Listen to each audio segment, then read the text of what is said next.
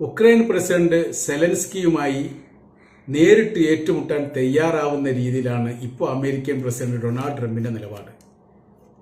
സമീപന രീതികൾക്ക് വലിയ മാറ്റങ്ങൾ സെലൻസ്കിയുടെ ഭാഗത്ത് ഉണ്ടാവണമെന്ന് ട്രംപ് തുറന്നടിച്ചിരിക്കുകയാണ്.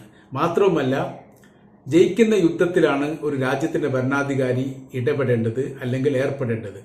ഉക്രൈനുമായി ബന്ധപ്പെട്ട യുദ്ധത്തിൽ ഒരു നിലക്കും ഉക്രൈന് ജയിക്കാൻ വേണ്ടി സാധിക്കില്ല എന്നിരിക്കെ ഈ യുദ്ധത്തിൽ റഷ്യയുമായി ഏറ്റുമുട്ടുന്ന സമീപനം തന്നെ തെറ്റാണ്.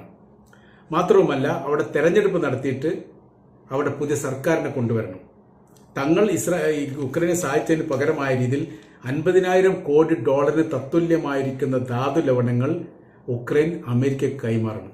ഇത്തരം വിഷയങ്ങൾ ട്രംപിന്റെ ഭാഗത്ത് ഉണ്ടായതോടുകൂടി ഉക്രൈനും അമേരിക്കയും തമ്മിലുണ്ടായിരിക്കുന്ന ബന്ധത്തിൽ വലിയ രീതിയിലുള്ള പിളർപ്പ്